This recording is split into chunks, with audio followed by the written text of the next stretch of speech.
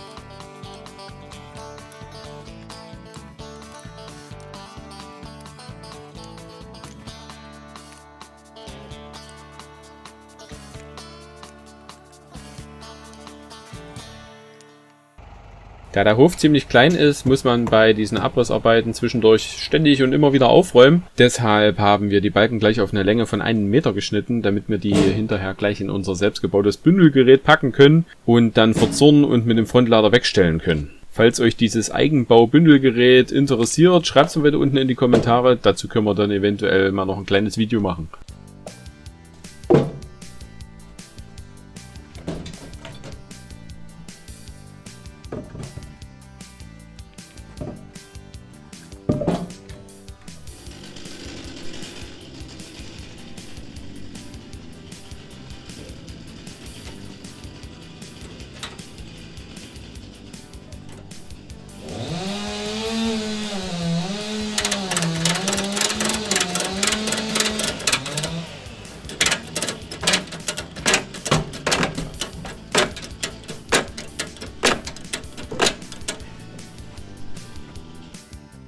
Das gesamte Abbruchholz der kleinen Scheune ergibt zusammen 8 Raummeter Brennholz bzw. alte Balken. Das lässt sich im gebündelten Zustand wesentlich besser bewegen und lagern als lose. Wie ihr seht, haben wir jetzt schon ein bisschen ohne euch weitergemacht. Wir haben hier vorne die Wand abgetragen. Oben haben wir auch schon Steine abgetragen. Die haben wir uns hier drüben zur Seite gelegt. Die kann man ja später nochmal nehmen. Das sind so handgemachte Backsteine, die sehen auch ganz gut aus. Wir wollen jetzt erstmal innen noch ein bisschen aufräumen. Das machen wir mit dem Bagger. Und zwar sind auch die alten Eisenstäbe noch drin von dem Schafstall. Die reißen wir jetzt hier mit dem Bagger raus mit der Kette. Da können wir gleich mal unseren angeschweißten Haken ausprobieren. Wer das noch nicht gesehen hat, hier oben ist der Link zu unserem Haken-Anschweiß-Video. Ja, ich zeige euch noch mal kurz, was wir jetzt machen. Und zwar sind hier drin hier diese 6 Eisenstäbe. Die wollen wir nachher nicht aus dem ganzen Bauschutt rauspopeln. Die sind hier unten einbetoniert. Seht ihr hier, da machen wir jetzt eine kleine Kette rum und ziehen dann mal kräftig dran. Im Bagger, das wird schon gehen. Wir haben ja so eine schöne kleine Kette.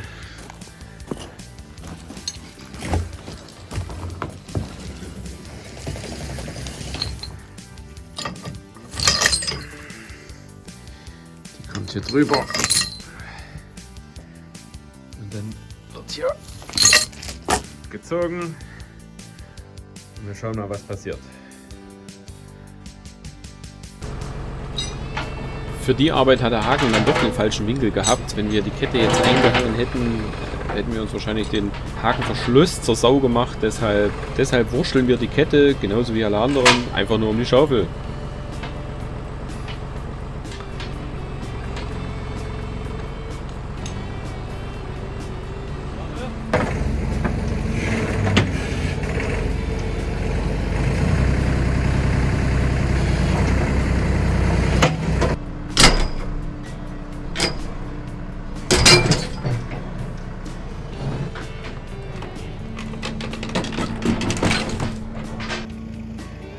Jetzt ist es endlich mal soweit. Wir reißen mit dem Bagger die Decke ab. Wir beginnen hier mit der Vengo-Decke und drücken die Ziegelsteine zwischen den Eisenträgern durch.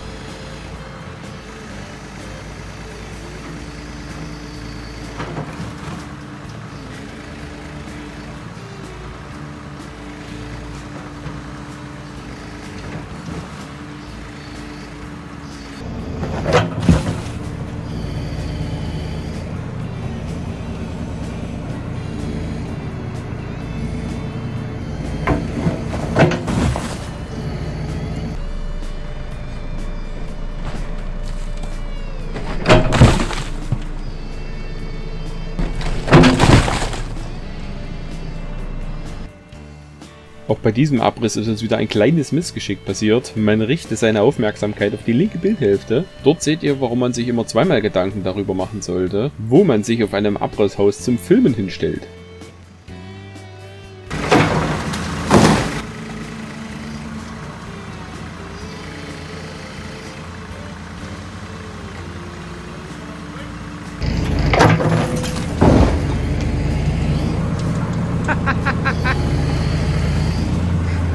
Zum Glück habe ich nie auf der Decke gestanden. Genauso habe ich mir das gedacht, um ehrlich zu sein.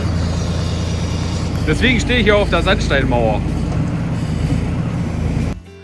So, kleiner Zwischenstand. Wir haben jetzt hier die Decke reingehauen. Und da seht ihr hier, der Eisenträger, das ist so ein bisschen der Hauptschaden gewesen. Der ist hier wirklich etwas zerbrochen. Der andere ist noch gut. Aber hier, das hätte man, weiß Gott, nicht reparieren können.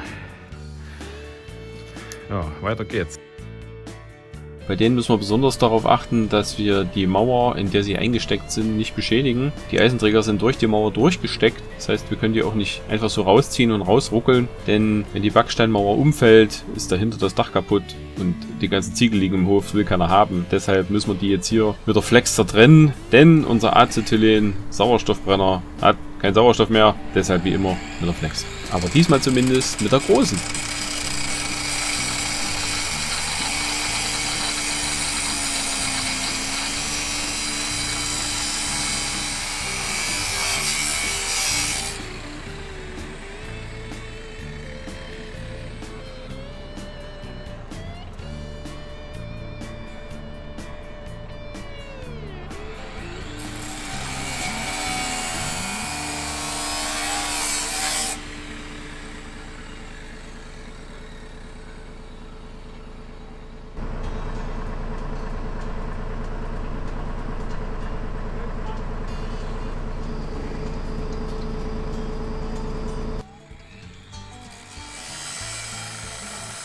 So ein Bart hat natürlich noch ganz andere Vorteile, außer dass er einfach nur grandios aussieht, nämlich dient er beim Arbeiten mit dem Winkelschleifer hervorragend als Funkenfang.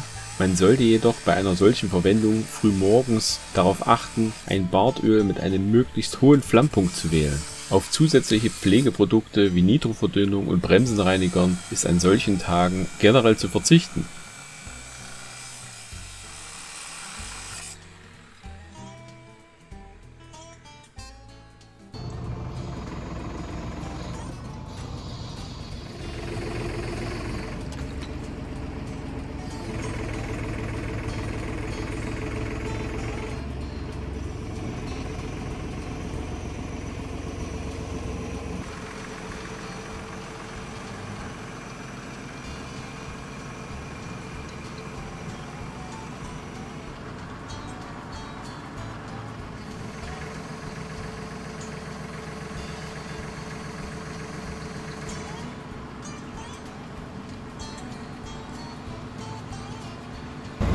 So, wir hauen jetzt mal hier die Wand um.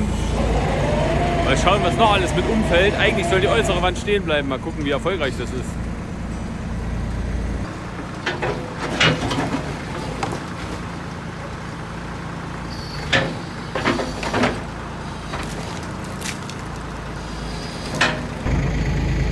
Die schubsen wir jetzt erstmal nach innen.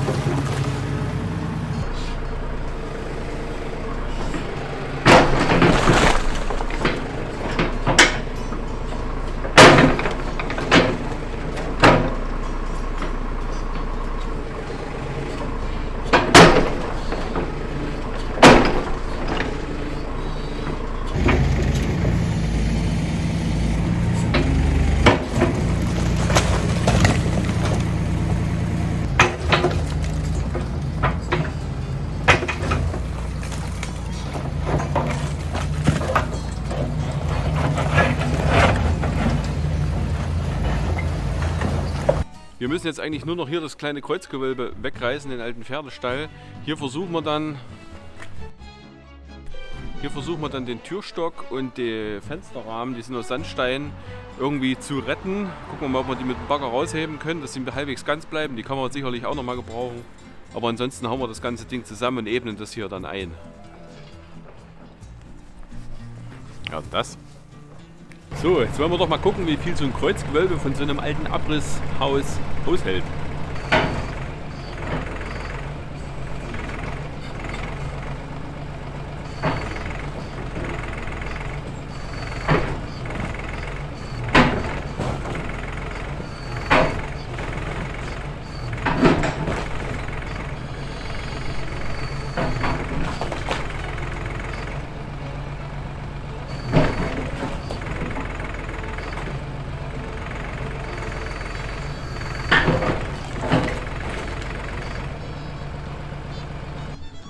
Schauen wir mal an, was wir jetzt schon angerichtet haben. Ist mal wieder stabiler, als man denkt. So sieht das schöne Kreuzgewölbe aus. Das stürzt jetzt auch nicht gleich zusammen. Alles schön gemauert mit Ziegelstein. Außen haben wir die Sandsteinwand. Schauen wir mal, wie sich das entwickelt hier.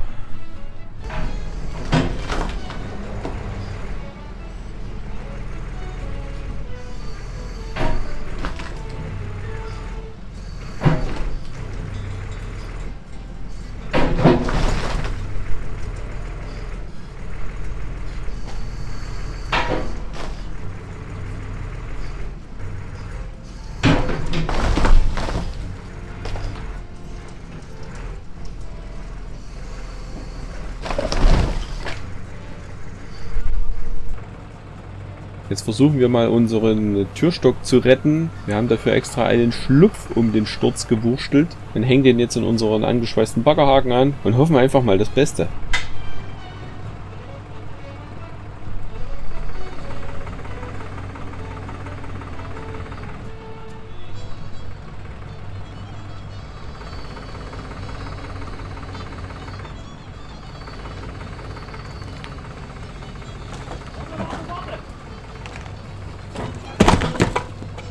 nur das Beste hoffen hat halt auch nichts genützt. Wir hätten den Türstock vorher schon fixieren müssen. Haben wir jetzt gelernt.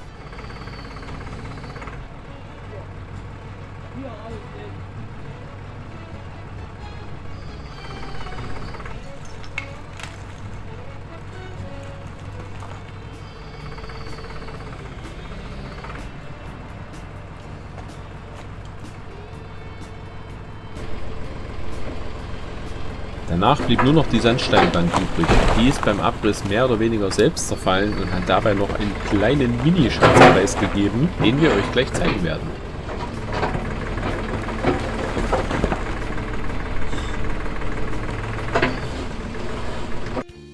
In der ganzen Sandsteinmauer war nur ein großer Sandstein verbaut und als wir den dann bergen wollten, um ihn aufzuheben, stellte sich raus, dass der innen ausgemauert war und nachdem wir die Innereien vorsichtig mit der Brechstange entfernt haben, haben wir gesehen, dass das ein alter Wassertrog ist. Das Innere des Trogs war schon ganz schön abgenutzt, was darauf hinweist, dass er, bevor er als Ziegelstein verwendet wurde, schon ganz schön viele Jahre auf dem Buckel hatte. Und bedenkt man jetzt noch die angenommene Bauzeit des Pferdestalls von spätestens 1700, ist das schon ziemlich alter Wassertrog. Den heben wir natürlich auf. So, wie ihr seht, sind wir jetzt fertig mit dem Scheunenabriss. Das Ganze hat sich über 3 Wochenenden hingezogen. Wir mussten ja zwischendurch immer wieder das Holz wegräumen und die Steine wegräumen. Ansonsten nützt ja nichts, wenn man alles auf einmal abreißt und dann zwischendurch nicht aufräumt. Wir haben jetzt den ganzen Schutt von dem Kreuzgewölbe Pferdestall, haben wir jetzt hingeschmissen, haben das ein bisschen abgezogen mit dem Bagger noch. Das haben wir nicht gefilmt. Muss nicht alles filmen. Jetzt rütteln wir das Ganze noch ab, also eines Tages, weil heute ist der Ramax nicht angesprungen, sonst hätten wir den natürlich auch gleich noch genutzt. Rütteln wir das Ganze noch ab, machen noch ein bisschen Frostschutz drauf und dann bauen wir uns hier wieder ein Dach hin, damit da endlich der Pickup drunter kommt, denn bei diesem Wetter, Schneeregen, steht er jetzt draußen und verrottet vor sich hin, kann man wirklich so sagen. Sieht ganz schön finster aus, das Ding. Wir hoffen auf jeden Fall, dass es euch gefallen hat. Wir sehen uns beim nächsten Mal. Ciao.